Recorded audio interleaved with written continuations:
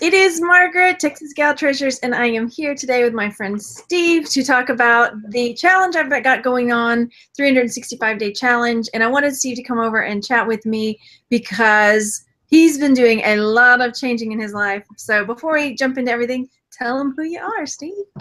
Yes, thanks for having me on the show, Margaret. Welcome, everybody. Thanks for coming and hanging out with us. My name's Steve Raiken. 30 years old. I was going to say 29, but I forgot I'm 30 years old now. I live in Connecticut, and I've got a YouTube channel, Raiken Profit. I've been making videos sharing my journey of reselling and health and, anything from eBay to Amazon to merch to reselling bicycles on Craigslist. I pretty much share it all on my YouTube channel, Raiken Profit. And I'm excited for this show because it's a little different.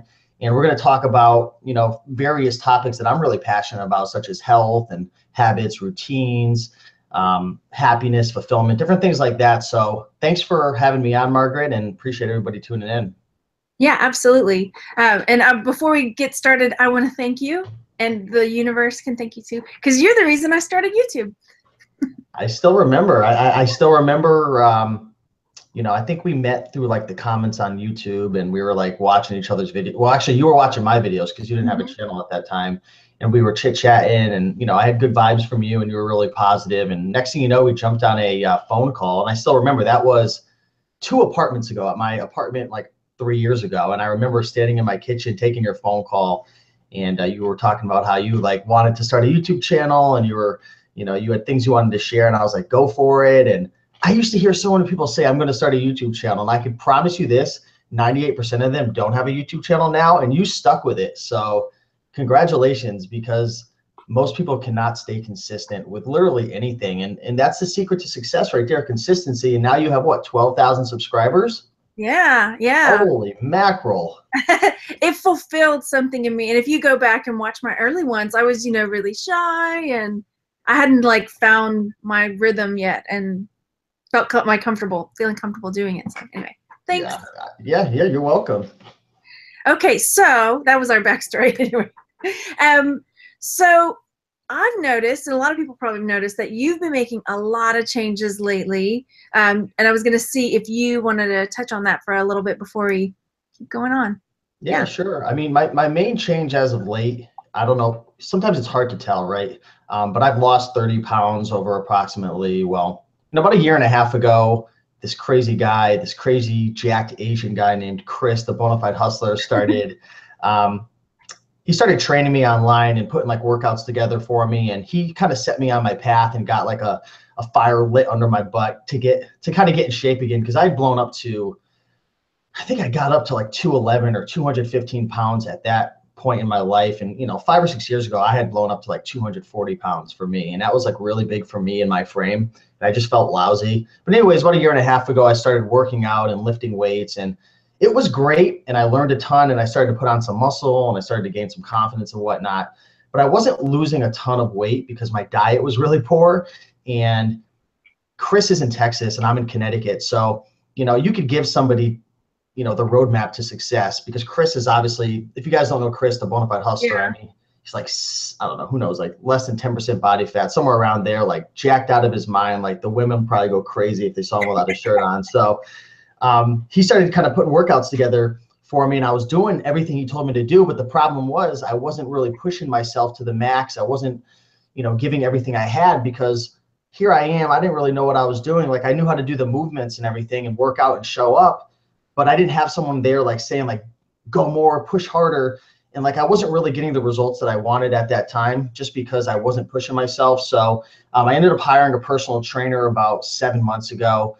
And it was not cheap. It was a little expensive. It pushed me outside my comfort zone, but it taught me what I needed to know. It pushed me past my limitations that I never believed that I could push past. And since then, I've lost about, probably close to 30 pounds. And I train with my personal trainer 3 days a week. I work out another 2 days a week. I do cardio 6 to 7 days a week. And, usually fitness and health take up about a good 2 hours, sometimes more per day.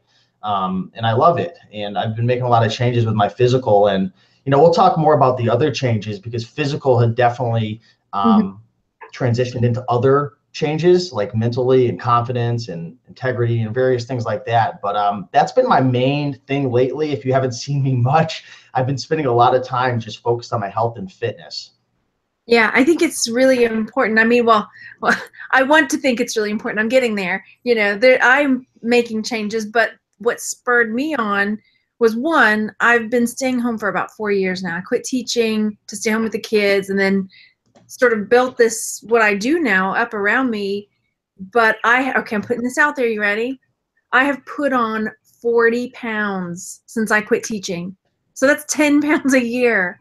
And that's one of the changes that I want to make, but it got me thinking, I'm just sort of like floating through this life, wishing for changes, wanting changes, but not being intentional about making those changes. Like, you can't just wish for it and it's going to happen. You got to make a plan and do it, right?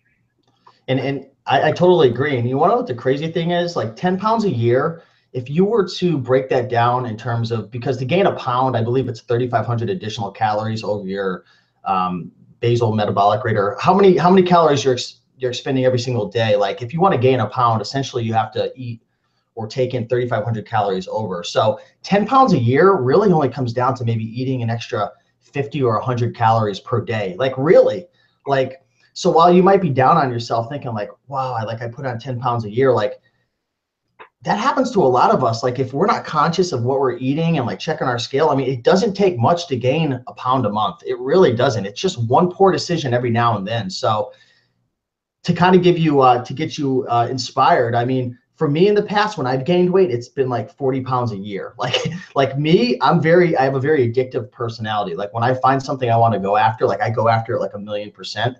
So you're only making a bad decision every now and then. So you're way ahead of the game. That's the thing. Like I do eat pretty well, but I like cheese. So Oh, I love cheese. What's your favorite cheese? Gouda, smoked Gouda. See, I'm not like a cheese like aficionado. Like I'm like, yeah, I like mild cheddar. Yeah. There's a Merlot cheese that's pretty good. I can eat a brick of that, right? Cheese is like a whole like it's kind of like wine, right? There's like a huge like world of cheeses out there if you know what you're doing, right? I would like to explore that one day. I have to cut the cheese. That's not on my list yet, but it's coming. It'll be a hard one. Oh yeah, Bree, they're talking in the chat. Yep, yummies. Okay, so that kind of leads me into this. I sent Steve a list of kind of talk points, and one is like changes that happen to you over time versus changes you choose to make for your life. So like this weight gain was this sort of floating along change that happened to me, and then changes that I've chosen for my life were, to really focus my time on my YouTube channel, focus my time on my merch and my jewelry group, and those things start growing and it's like what you focus on expands kind of deal. So yeah, it's true. I mean, the other one that comes to my mind besides like health and stuff, like with my health and stuff, like I had to hire a personal trainer. I had to start working out. One of the promises I made to myself was to start drinking a gallon of water per day. And I've got, if you're wondering why it's like green, it's actually, there's something called BCAAs in here, branch chain amino acids, which is like kind of like the building blocks of muscle and stuff. So I drink a gallon of water a day. So obviously there's a lot of actions that you need to take to accomplish any goal, right? So with my health, it was working out, cardio, watching what I eat. A big thing that another promise I've made to myself lately, and if you hear myself continuing to refer to like promises I've made to myself, I actually just read an amazing book. It's actually in my car right now. It's called Maybe It's You by Lauren Zander. And she talks a lot about making promises to yourself and sticking with it, because when you make a promise and you stick with it, you feel really good. And, that's self-integrity right there. But anyways, My Fitness Pal app. I don't know if you've ever looked into that, Margaret, but My Fitness Pal app is an app that you can use to track your macros. You can track, like you can take pictures and like it stores your pictures. So you could have like progress pictures and whatnot. So tracking my macros was really big. But other than health, the second thing that kind of happened to me in life and something different that I had to do was like I was broke out of my mind about 5 years ago. Like I was living at home with my parents about 5.5 years ago. I had zero money. Like I was working dead-end jobs, Cracker Barrel, pizzeria, like delivering. Like I was smoking like 2 packs of cigarettes a day, smoking all types of stuff. And, you know, I made a change financially, and I decided to take a leap of faith and start my online businesses. So, you know, I'm sure a lot of you folks know the backstory with me, but it was Craigslist, then eBay, then Amazon, YouTube channel. So, you know, if you want to accomplish your goal, there are certain things that you're going to have to do, right? There's only so many. I mean, you can't just affirm yourself positive beliefs. You can't just look at your vision board. You can't just network with successful people. There are going to be certain things that you're going to have to do, right? Yeah, yeah, absolutely. I mean that, yeah. I mean, I know I'm a bit older than you, but I really identified with that feeling of, you know, I'm working at the Cracker Barrel. I mean, I know we'll get into it later, but there's a lot. There've been maybe 3 or 4 times in my life where I've had to make significant changes to get where I am today. So I didn't end up in prison. Yeah, and sometimes you don't even know that, like, that little decision that you make can be a stepping stone to something great. Yeah. Right? Like when I, like that one night that I decided to go on YouTube and look up like ways to make money online, and I stumbled upon the Bonafide Hustler, and I stumbled upon the Redneck Picker, and like I learned about this crazy reselling community, people buying and selling stuff, antique booths and Craigslist and bicycles. Like I never knew that decision to, you know, like reach out to Chris on Facebook and start to learn about like selling bikes on Craigslist. Like I never knew that would like springboard me into like starting my own YouTube channel, like learning about Amazon FBA. Like that one decision just like changed the whole trajectory of my life. And you never know, you know, what that one decision could be, right? Just like deciding to take a 5-minute walk every single day. Yeah. Yeah. That could change the trajectory of your life significantly, because the confidence you build by doing that every single day, and your self-integrity, and you know, just the confidence in yourself, like that could spring you into saying to yourself, you know what, like maybe you meet somebody who's like training for a 5K marathon. Mm-hmm. If you were never doing that 5-minute walk, you may have never had the confidence to say to yourself, you know what, that's in 3 months. Maybe I could train for that. Maybe I could do the 5K. And then next thing you know, who knows what the next opportunity can be. So it's just amazing thinking back, you know? And the whole fitness thing, I think you've met my husband. I think you have. Yes. Yep. I have. So I mean, he is very fit. I mean, he runs marathons, he does triathlons, he's running, swimming, biking, he works out twice a day. I mean, so when you say, you know, we were talking earlier, you see people and you think, oh, they just happen to look that way. But it takes work and dedication and persistence. I mean, yeah, I mean, he would love it if I did 5Ks. He says all the time, you know, if you want to get a trainer, because he's tried to help me, and it doesn't work when it's your partner. You gotta find what works for you. Yeah, and so hearing it from him, I'm like, don't boss me around. I don't have to do what you say, you know? So he's like, well, if you want to, let's get you a trainer. I mean, he's down for that. So, uh-oh. All right, they're talking in the chat about a challenge. Okay, so I started a challenge for myself after, you know, I was telling Steve, and I talked about Sunday, I wanted to make a change, and I started by stopping listening to the news when I was getting ready in the morning and started listening to TED Talks. And that just started me thinking about what I'm doing every day. Am I intentionally living the life I want? Am I where I want? And as you guys know, like most people, I've made, you know, everybody tries to make these like resolutions. They try to make changes, and then for me anyway, I go all big. Like, okay, I'm going to change everything I eat. I'm going to do all of this stuff, trying to do it all at one time. And then this never worked for me. So I started a 365-day challenge where I'm going to make one small change. Some are bigger, but mostly small changes every day until a year, and see where I am in a year. In a year I expect my life to be way better, but I'm not saying I'm going to have lost 40 pounds by then, because I may exceed my own expectations, right? So I'm going to show you my list real fast, and I'll explain it. I showed you before. So like this is day 1. I chose a biggie, cutting out the breads and the wheat stuff. And then like the next day, 5 minutes. So build every day. So I have to complete all these things each day, little by little. Right? Makes sense. That's awesome. I like that. And if you guys saw iron, that's not ironing your clothes. That's actually the supplement. Yeah, I am anemic, severely anemic, and I'm horrible at taking medication, which is another reason I need to lose weight, or else they're probably going to make me take medication every day.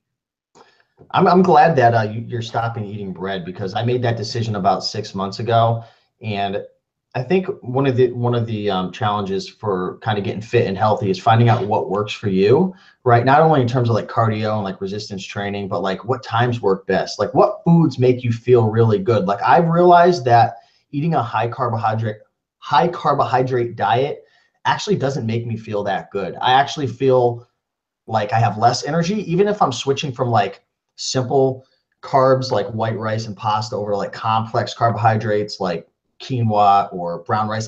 My body at this stage doesn't operate very well on a high carb diet. And I've noticed that when I took out the breads, I took out the rices, and I switched it out for a lot of vegetables especially, and I even minimized a lot of my sugar intake, even like fruits and stuff, because I used to eat a ton of fruits. Like spiking your insulin and eating a ton of sugar will actually, like, for the most part, make you crash, at least for me. So like I've been getting really in tune with what works for me in terms of the foods that make me feel the best and have the most energy. And that's one thing that you guys are all going to have to do as well. What foods make you feel really, really good? There's people who could eat 300-400 carbs and they feel phenomenal. Like I just seem to do better on a lower carbohydrate diet, and that's around 150 or less carbohydrates. I'm not talking like keto diets. Like you ever heard of the ketogenic diet? Yeah. That's like primarily eating like a lot of like fats mostly. It's like switching over because your body uses sugar as its main energy source, right? But with the ketogenic diet, your body will actually eventually switch over to burning fat, which is ketosis, if you do it long enough. And you got to find what works best for you. I decided, my trainer just as of late, I was looking into switching to the keto diet, and I actually decided not to. My trainer was telling me to do it. Other people were saying you should do it. And I'm like, wow, this sounds great, because I actually have a goal to weigh 170 pounds by October 1st, which is about a pound, 1.7 pounds per week. And everyone was telling me to do keto. I looked into it and I decided not to, because I realized that it was too extreme of a diet for me. Mm-hmm. And I know before you had mentioned like you get really excited and like you want to like go absolutely crazy and like change everything. But one of the problems I've had as a Gemini is trying to take on too much and go too psychomaniac. Mm-hmm. And a new question I ask myself when I decide something, whether it's a new business or it's a diet or it's whatever in my life, even a relationship, is this sustainable?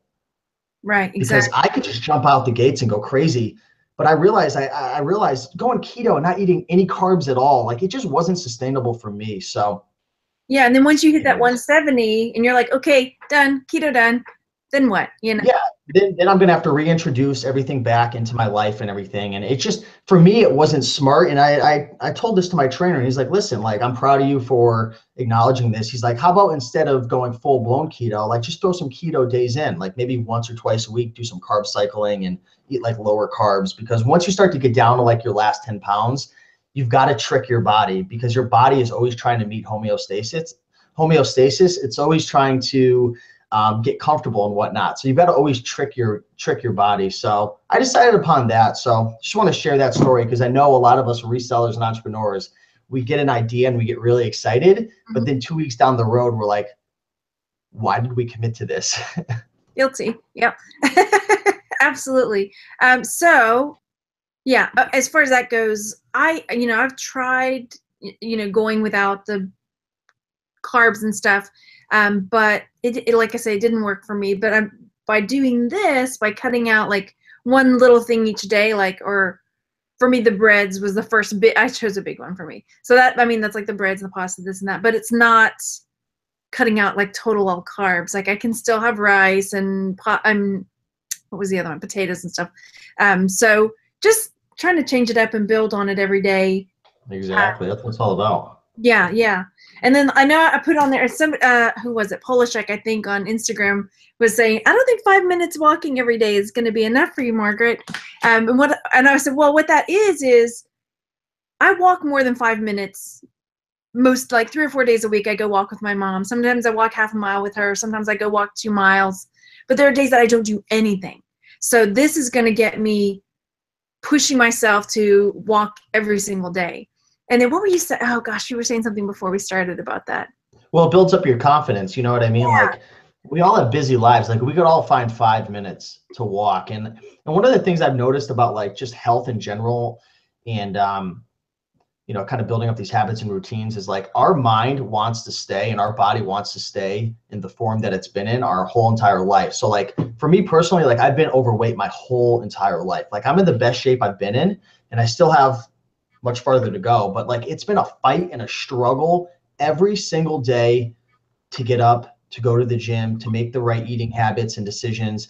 And you know, your body doesn't want to change. So by tricking yourself in a sense and saying, you know what, I'm only going to walk 5 minutes, like I'm going to commit to only walking 5 minutes, like you get yourself past that. There was actually a TED talk, and there was a woman who talked about, she had blonde hair, I forgot what her name was, but she had talked about, you have 5 seconds to make a decision. Like if you want to go to the gym, like you literally have 5 seconds to just do it. If you just do it and don't think about it, like you'll do it. But if you start thinking about it, like after 5 seconds, your brain will just start making excuses to trick yourself. Yes. So I gotta go find this TED Talk. That sounds right up my alley. It's like one of the top TED Talks. So if you can't find it, let me know, because that is a really, really good, she has a book and everything. She's an author, but. Yeah. So I know we've been talking a lot about diet, and what I'm doing, part of it is incorporating diet, but it's also, you know, mind, body, spirit, if you will, you know, just the whole aspect of my life, you know, improving my life, the people in my life around me, my home, my everything, just overall, because I didn't want it to focus just on, you start getting so focused on your weight, but improving, you know, just your outlook, even the way you're thinking, the way you're behaving, everything, you know. So that's where I'm going with this anyway. No, I think that's really important. It's much more. It's not even about the diet. Like people want to like start a business or they want to go on a diet, but you got to think, what are you actually doing it for? You know, it's usually for your family. It's usually for love, happiness, fulfillment, freedom, different things like that. It usually boils down to your values. Tony Robbins talks a lot about this. People don't just do things to do things. They do it because they want to feel a certain way. Yeah, absolutely. I saw something in I have the check, so I'm like, sometimes get very sidetracked. Yeah, I mean, a big motivator for me was also my husband's mother died when he was 14 of a heart attack. And so when I see my kids, that really makes me nervous. Like, you know, I want to be there for them. I want to, you know, my parents are getting older. I'm the only one of the kids here. I want to be healthy for them, be where I want to be. All, you know what I mean? You got to take care of yourself to take care of others, right? So. Yeah, no, I definitely agree. I don't know if you're going to be going into the question about like long-lasting change, because I think that would be the perfect segue, because there was something I wanted to touch on. Yeah, dude. I had a feeling you were going there, but a lot of people, they you know, they start to change, but you know, after a while, life punches them in the face or something goes wrong, and you know, they kind of give up. And you were talking about like you know, the fear of, you know, you told me of someone who had a heart attack when they were 14, and the fear of not being able to watch your kids grow up and stuff. And that leads me into, I'm actually going to give you guys 5 tips for long-term lasting change. And the number one reason is finding your why. So when things get tough, or you don't feel like, you know, eating your whatever chicken and green beans versus getting a pizza, you got to think, what's your why? Like the why for you might be your family, right? Watching your kids grow up, right? The why for me could be something completely different, but you've got to understand what that why is for you. Like if you're looking to build a business, you've got to understand you're not building a business just for the money. You might think you are, but you're probably building it for freedom, security, to take care of your family, maybe to have money to meet significant other, to take them out for dinner. That might boil down to love. Like you got to know what your reasons are. And when I actually quit smoking cigarettes, which was, it was about 2 a.m, July 6, 2011. And I made the decision right then and there that I was going to quit smoking cigarettes. I actually wrote it on my wall and circled it over at my parents' house, which it's still, actually it's not there because I painted my walls, but I had written down on a piece of paper all the reasons why I need to change and all the consequences to not changing. And I started to really figure out my why. Like, I don't want to die early. Like, I don't want to freaking be super like out of shape every time I climb the stairs. Like, I don't want to like be a turn off to the opposite sex, right? Because if you don't smoke cigarettes, let's just be real, like it's absolutely disgusting to the opposite sex. So like I started to figure out all these reasons why. So that's number one. Number two, to long-term change is you got to surround yourself with the right people for a bunch of different reasons. You know, number one, you got to make sure that what you're doing is correct. Like, you know, I had worked out my whole entire life and I had never really gotten results until I, you know, hooked up with Chris, the Bonafide Hustler, and hired a personal trainer. So you got to make sure that you're actually utilizing the correct strategy. And when you're surrounding yourself with the wrong people, like you're being influenced by them, right? Like if you hang out with 5 broke people, you're going to be the next broke person. Like if you hang out with 5 idiots, you're going to be the next idiot. Like if you hang out with 5 people who are improving themselves and bettering themselves and are always looking at the glass, you know, half full versus half empty, like you're going to be the 5th or the 6th one, right? So hanging out with the right people, that is so important. And I'm so blessed and grateful to have started my YouTube channel because that started to allow me to make connections and build relationships with people who were building businesses and were focused on finance and weren't like stuck in the rat race. Like people started saying to me like, why are you working at the Cracker Barrel? Like, why are you delivering pizzas? Like, you know, you could just start like your own thing. Like you could build your own business. And I'm like, wow, like it shifted my mind by hanging out with other people, which is insane. The third thing, and I kind of already talked about this with the book, Maybe It's You by Lauren Zander, is you need to control your inner dialogue.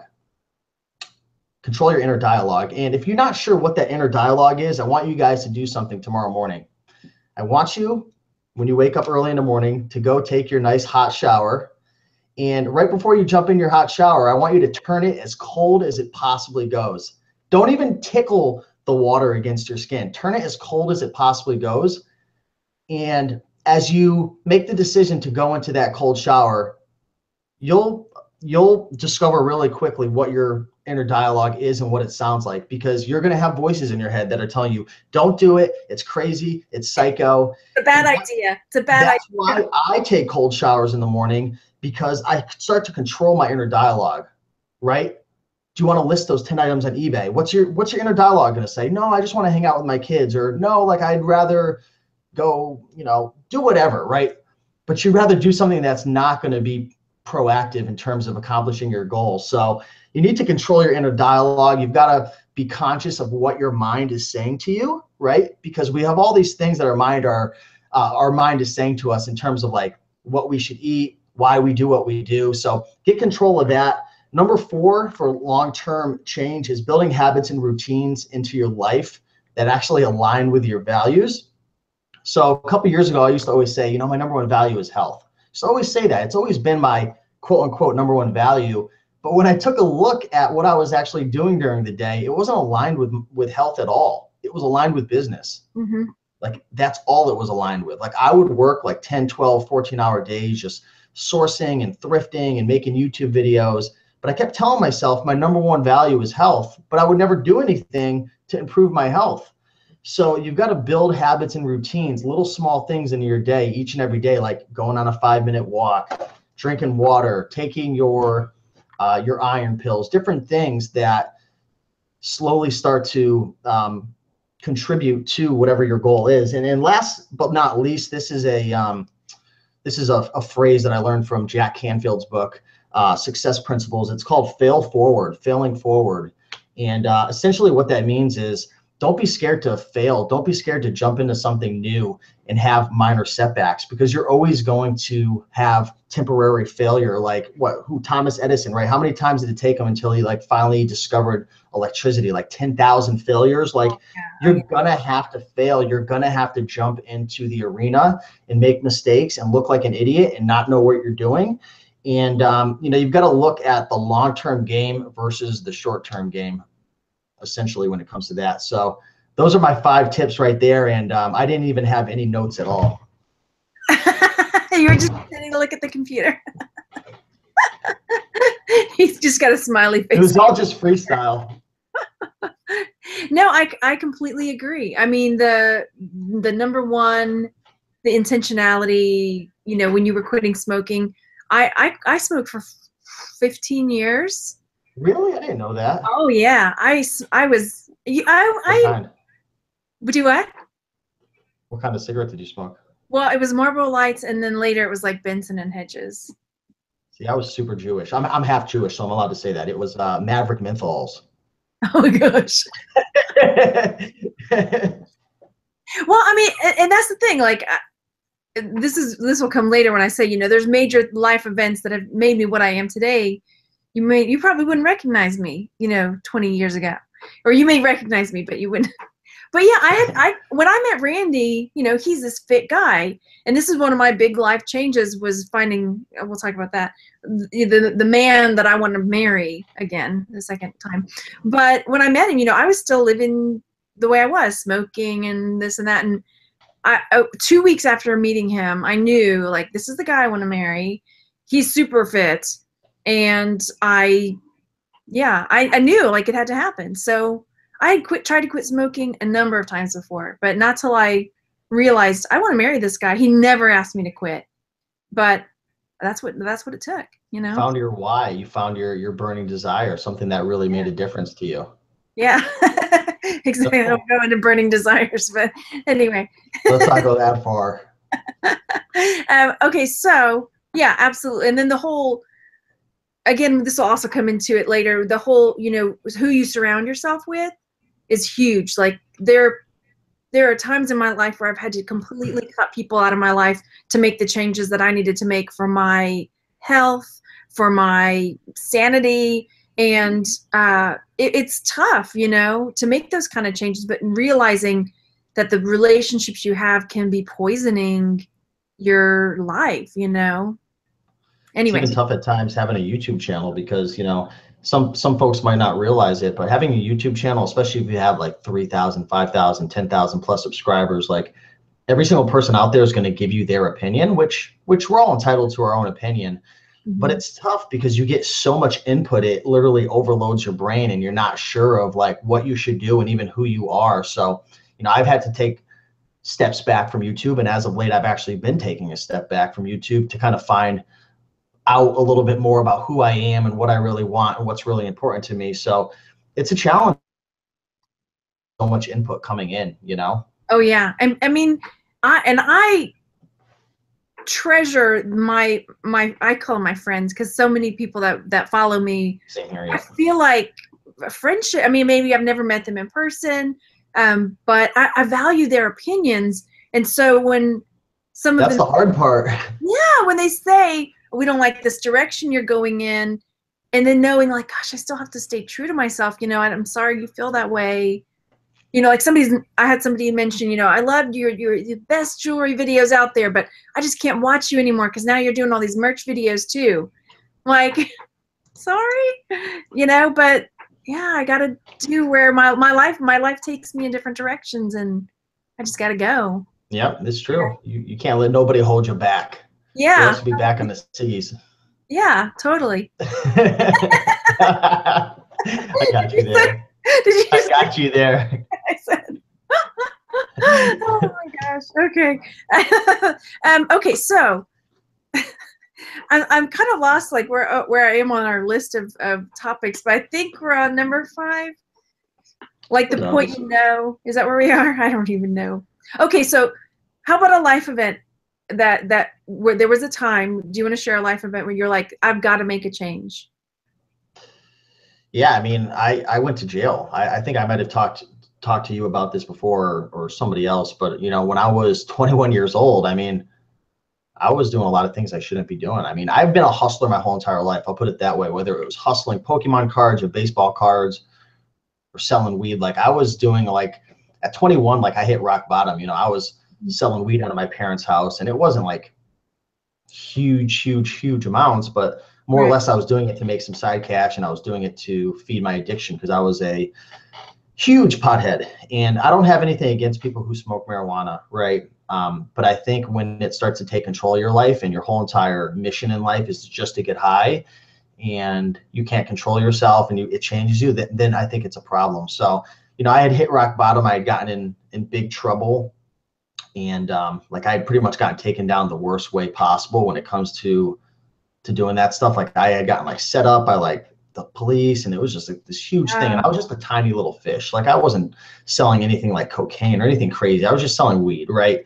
But I ended up going to jail, and things were really, really bad. And I was there, and luckily my parents, who were blessed enough to have enough money to bail me out, like got me out and everything. But like I had hit rock bottom. Like I was pothead at the time. I was smoking 2 packs of cigarettes. I had actually weighed in at about 240 pounds. I was broke. You know, I had let my parents down. Like nobody trusted me anymore. Like the secret was out of the bag.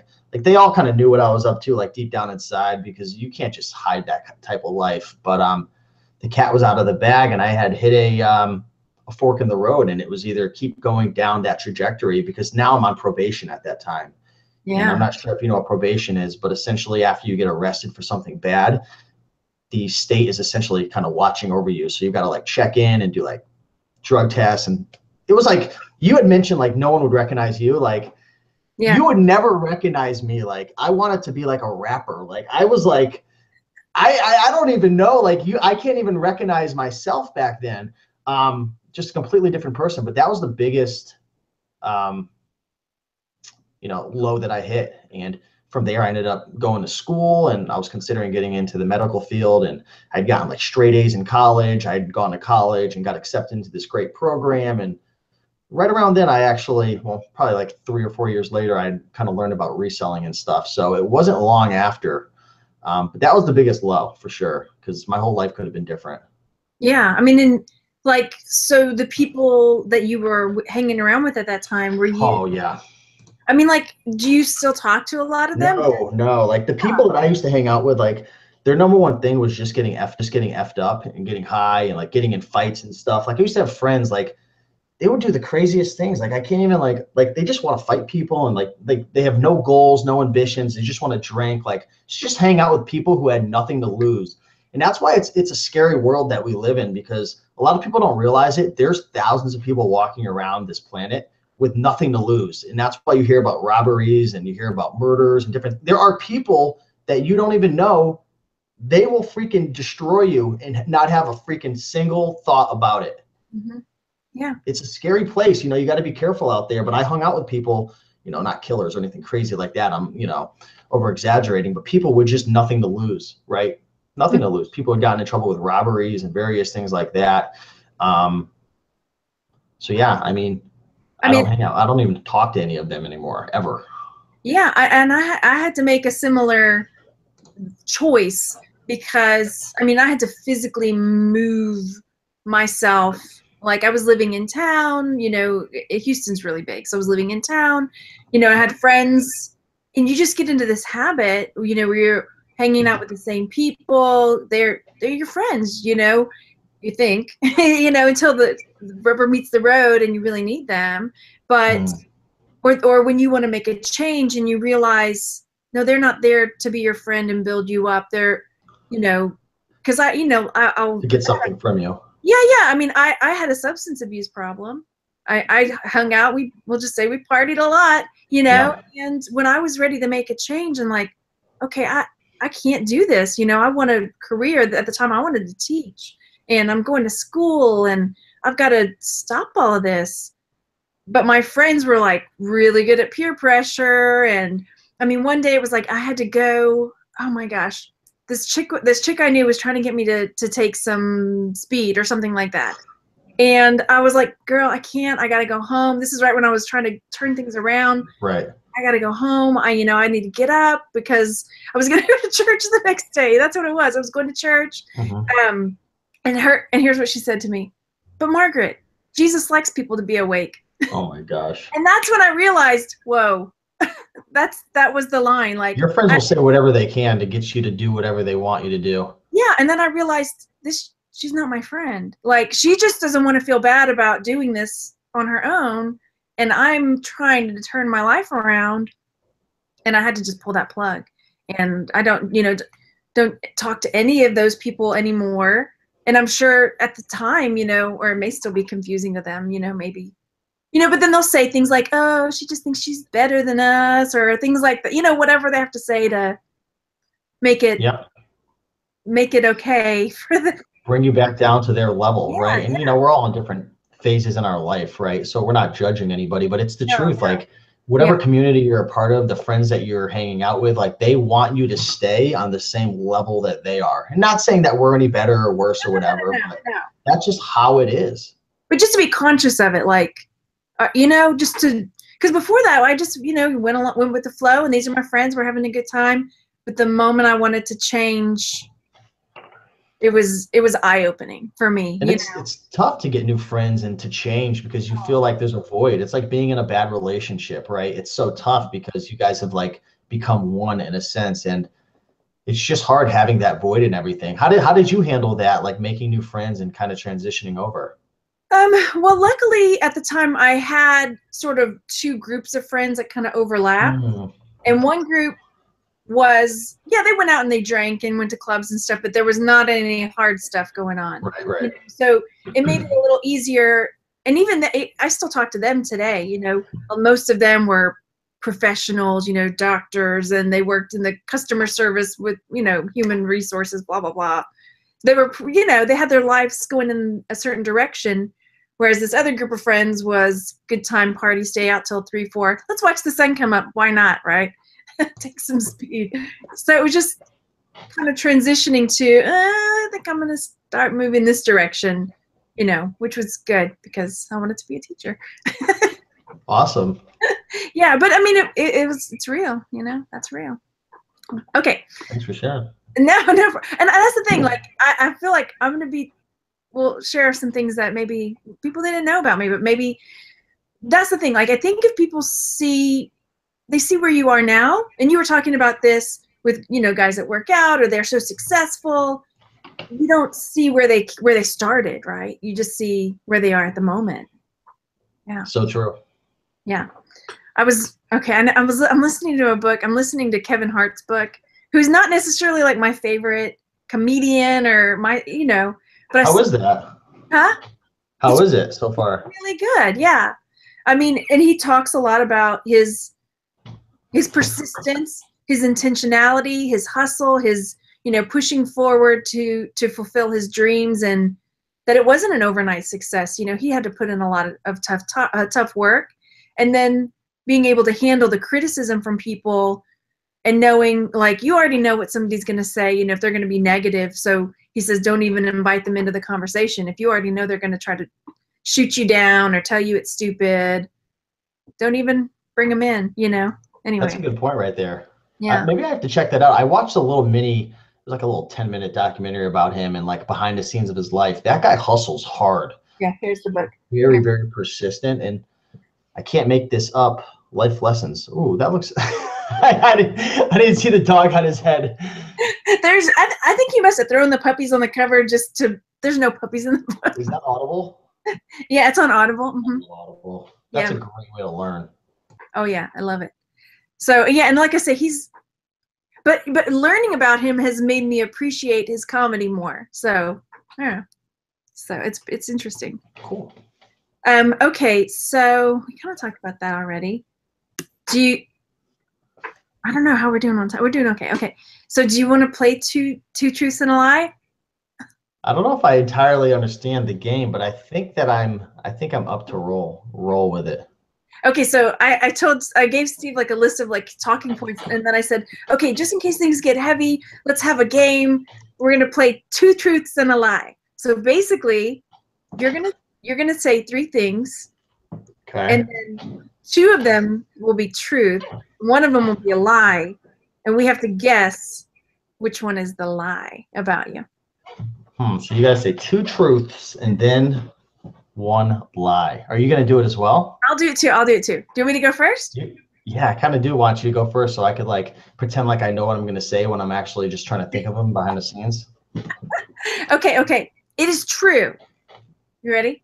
Yeah. It is true that when I was 16 years old, I was sent to a girls' reformatory center in Utah because my family couldn't handle me. Number 2, it is true that I had to be taken to the emergency room because I had an immersion blender attached to my hand, and couldn't get it off.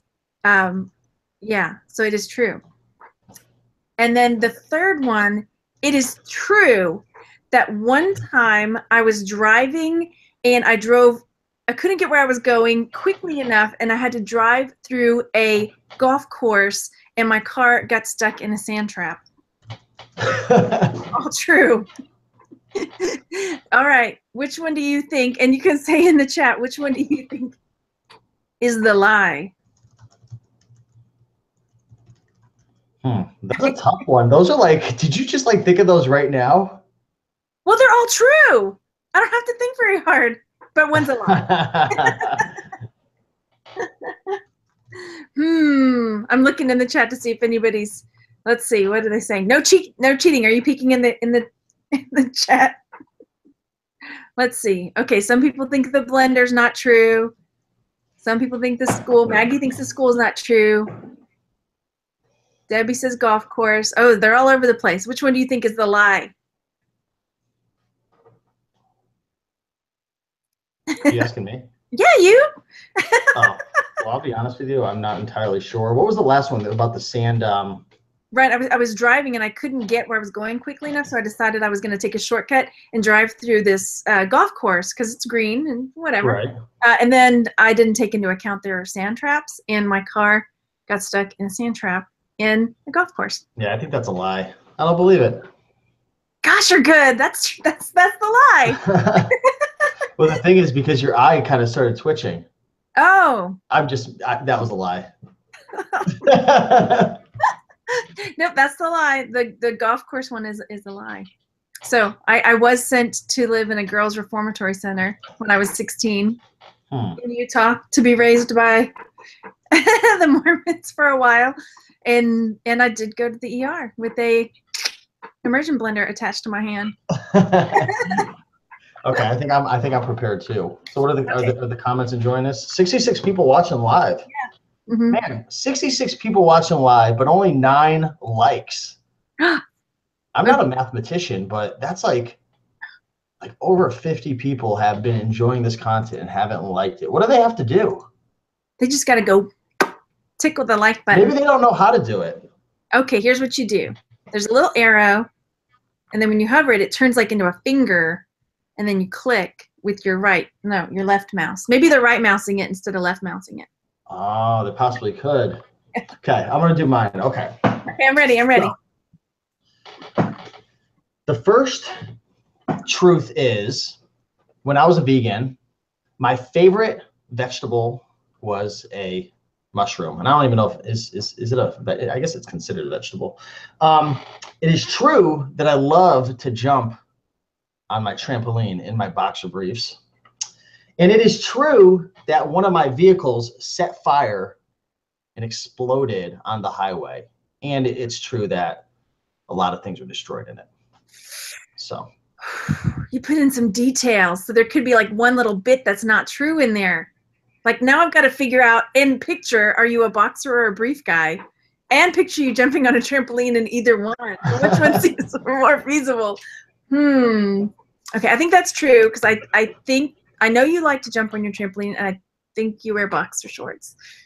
So then the mushroom thing about the vegans, I don't know that you like. Yes, oh, right behind you. I know, and I think we talked before about your car catching on fire and your stuff being in there. I don't remember that. I think we did. And so I'm going with the mushrooms, unless you're a brief person. I'm going with mushrooms. Mushrooms for the win. And you are correct. Yes. Oh gosh, I hate mushrooms. I don't like broccoli, cauliflower. Like I used to be vegan, and I was the weirdest vegan you would have ever met in your whole entire life. Yep. So you're not vegan anymore? No, I haven't been vegan probably, well, it's been a while. It's been at least a year or so. I was vegan for a while, and then I had stopped, and I was vegan for like a couple of years, so not anymore. So I won't grill you any mushrooms when you come. I'll make you a nice. It's the quickest way for me to leave. With some broccoli and mushroom shish kebabs. I will never forgive you. Never. I wouldn't do that to you. It's not a joke around here, Margaret. No. It's not funny. I can't help it. Joke is. Someone's gonna show up at like the green room event or something with like a bag of mushrooms. Hey. I would do it too. You know what I mean? Get it on video. It'd be a good clip. Okay. Okay. So I guess we kind of. I know we veered off here and there, but everything I'm looking at, I'm like, I think. What do we got? What else we got? Making deliberate changes can be hard, and then what are you doing to change, and what am I doing to change? We kind of talked about that already. Yeah, we covered a lot of stuff. We kind of like started at the top and then went to the bottom. We went from 0 to 100 real quick. Yeah. That's okay. I mean, we can keep going, or we can call it. We started there. It's up to you. I'm having fun. Whatever you and the audience wants is good with me. Okay. Let's see. So there was a book. You say now you're reading a lot. That's part of your routine, right? Yeah. And I've been listening more to books. So do you physically read them, or do you like audiobook them? I have both. So I literally have. I'm opening up my Audible right now. I'm not ignoring you guys. Like for example, just like right next to me. Let me get this. Like I have books surrounding me literally at all times. Like I've like gone through all these books probably in like the last month. Like I've got books like, well, okay, I lied. I didn't go through this one yet, but I have read it in the past. How to Win Friends and Influence People by Dale Carnegie. .com Secrets by Russell Brunson, and then his other book, Expert Secrets. If you're building a brand, or you have a YouTube channel, or you're into merch by Amazon or anything, like these books will help. These books will help you with like your overall vision. This is a great book right here. I'll tell you right now, this will screw up your life because it's going to make you change so much. Getting Things Done by David Allen. That's a good book. Tony Robbins, Money Master the Game. Have you ever seen that book or read it? No, I don't think so. That's a crazy book. I just read this the other day. How Full Is Your Bucket? Oh yeah, I read that one. It's a really good one. E-commerce evolved. Oh, what'd you say? Are you a bucket filler or are you a bucket dipper? Well, after reading that book, I definitely realized there were certain things I was doing to dip, right? But overall, I would say I'm a pretty positive person and a pretty optimistic person. I think that's one of my qualities that I appreciate and other people appreciate about me is I like to help others and like make them feel better about themselves. Like I'm not usually the one to like poke at somebody and like, you know, try to bring somebody down to make myself feel better. But that was a really good book as well. It's a quick read. I love books that the text is really big. Is that bad? Like I love when the text is big. Like I hate books that have small text. They make those large print books too. Yeah, so if anyone's ever going to give me a book for a gift, make sure the text is like 14 to 16. No 10, 12 times New Roman, whatever. Or get him some of those reading glasses. Yeah, exactly. But that's a new habit that I've been doing every morning. One of the new habits I've actually been forming, and I've been enjoying it. I've actually been feeling like I've been less hungry. I don't know. It might be contributing to a little bit of weight loss, but definitely more sustained energy and clarity is drinking Bulletproof Coffee. I don't know if you ever heard of that. No.